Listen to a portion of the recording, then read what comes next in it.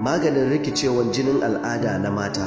Za ku saurari wannan jawabi ne daga cibiyar bincike kan magungunan musulunci da na gargajiya wato Darul Thaqafa. Rikicewar jinin al'ada ga mata wannan ba bakuwar matsala bace ko sabuwa. Yawancin mata na fama da irin waɗannan matsalolin, sai dai sukan shiga cikin duhun kasa gane dalilan haka. Matsalar rikicewar jinin al'ada yana iya faruwa da kowace irin mace, mai aure ko marar aure, bazawara ko budurwa duka, sai dai kowace akwai dalilin faruwan nata. Yawanci matsalar ta fi damun matan aure sakamakon yin allura ko shan maganin tsarin ƙayyade iyali. Saboda waɗannan magungunan ko alluran ko wannan abin da ake cusa musu a wata jijiya a hannu suna rikita jijiyoyin mahaifa da ma ita mahaifar kanta ta yadda za ta dinga zubar jini ba gaira ba dalili, kuma a kasa shawo kan matsalar. Sai dai kuma wasu matan matsalar rikicewar jinin al'ada yana faruwa da su ne sakamakon shigar shaifanin aljani mai suna jinnul ashik da yake shiga jikinsu don ya hana su haihuwa ko kuma aure. Wannan aljani yakan je mahaifar mace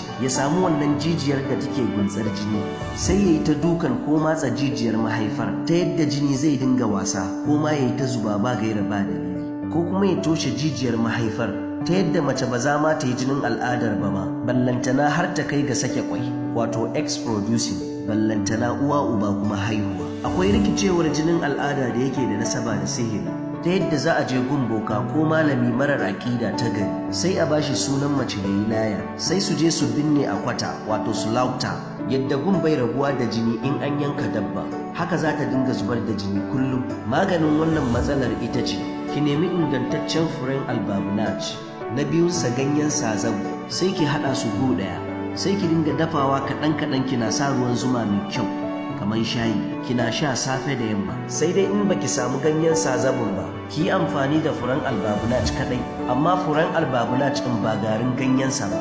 Amfanin shi ganyen sazabun shine in case ko da matsalar tana da nasaba da shigar shefanin aljanin nan jinnul ashik ko kuma sihiri, to in aka hada da ganyen sazabun zai taimaka sosai da izinin Allah. Insha Allah, in da ya rikicewar jinin al'ada ne, ki jarraba za ki dace albarkacin annabi Muhammad sallallahu alaihi wasallam. Domin tambaya ko neman ƙarin bayani ana iya tuntuɓar mu ta lambar waya kamar haka ko tura mana saƙon WhatsApp 081 03 37 30 96 daga cibiyar bincike kan magungunan musulunci da na gargajiya wato Darul Thaqafa.